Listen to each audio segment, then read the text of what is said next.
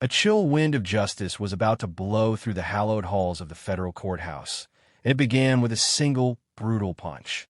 Rick Duncan, a man who found his power in petty cruelty, had just landed a roundhouse blow on Theodore Hayes, a stranger in a faded polo and jeans. The sickening crack of bone and the shower of blood were a shocking prelude to a story that would become legend. The story of a man who, in his quiet dignity, embodied the very justice he was about to administer. Theodore "Theo" Hayes, the newly confirmed federal judge, had come to Port City to begin the next chapter of his life, not to engage in a public brawl. After a long, weary drive, all he wanted was to complete a few simple formalities. He approached the courthouse with a sense of quiet reverence, a man who, after decades of tireless service as a prosecutor and a district judge, was about to don the ultimate mantle of legal authority. But he was about to learn that the path to justice was not always paved with dignity. Rick Duncan, a courthouse security officer whose bitter failures had curdled into a vicious arrogance, saw Theo not as a man, but as a caricature, a black man in civilian clothes who had no place in this temple of law. It was a simple, prejudiced equation, and it gave Duncan the license to bully. When Theo, with a weary but polite smile, explained he had left his wallet in his car, Duncan saw not a mistake, but an opportunity to assert his meager authority. No ID, no entry. He sneered, savoring the small victory of turning the man away. Theo, a man who had faced down cunning defense attorneys and hardened criminals, understood the futility of arguing with a small-minded man. He returned to his truck, found his wallet, and came back. This time, he was met with a deliberate, calculated humiliation. Duncan snatched his driver's license, mocked his name, and then let it drop to the floor. "Pick it up," he commanded a silent dare. It was a moment of public shame, a test of will and character. Theo could feel the rage building inside him, the primal urge to expose this man for the bully he was. But a deeper voice, the wisdom of his late father, a proud carpenter, echoed in his mind. Never let a petty man drag you down to his level. Theo, with an act of extraordinary control, bent down, picked up his license, and slipped it back into his pocket without a word.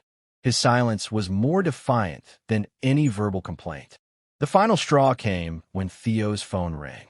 It was his wife, Sarah, and in a moment of reflexive comfort, he answered.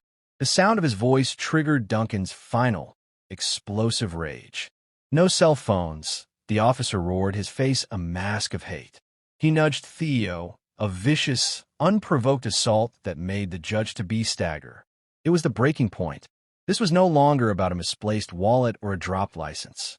This was an attack, a physical violation born of pure malice. Theo straightened, the fatigue gone, replaced by the steely calm of a prosecutor who was about to deliver a verdict. His voice, low and even, sliced through the quiet hall like a scalpel. "Officer," he said, each word a bullet, "your conduct is completely unprofessional. It is inappropriate, and it is unacceptable in a place like this." That undeniable truth was a spark that ignited a powder keg of rage within Duncan. He heard not a critique of his performance, but a challenge to his entire existence. And so, with a bellow of raw fury, he swung. The punch landed with a sickening crack, and the world seemed to tilt on its axis for Theodore Hayes. He hit the cold marble floor, a warm, sticky liquid soaking his hand as he touched his broken nose. The hall fell into a stunned silence.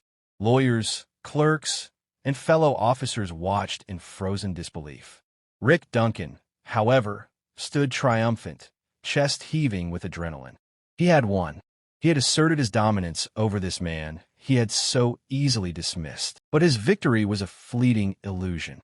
Sergeant Alva, Duncan's supervisor, arrived on the scene, drawn by the commotion.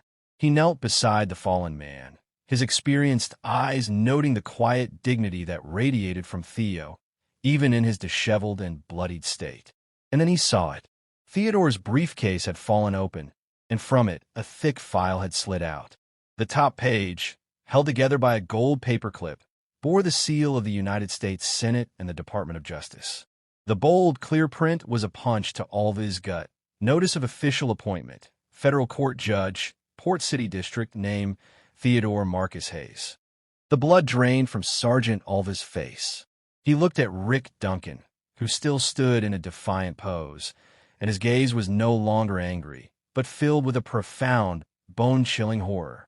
Duncan, confused by the sudden shift, sputtered his prepared lies. But his story had already been judged and found wanting. The man he had attacked wasn't a commoner. He was the law itself. With Alva's help, Theodore Hayes rose slowly, his posture radiating an authority that transcended his blood-stained clothes. His eyes, though pained, were no longer tired.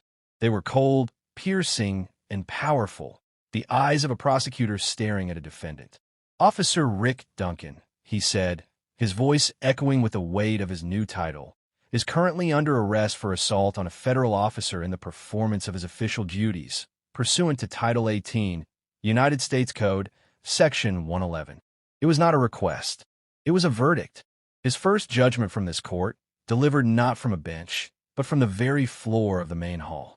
As Duncan's pathetic pleas for mercy were cut short by Theo's unyielding gaze, he watched as two young officers, under Sergeant Alva's direction, disarmed and cuffed him.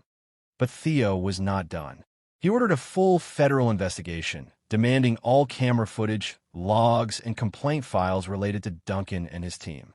The punch, a moment of unbridled cruelty, had inadvertently become a lever to clean house.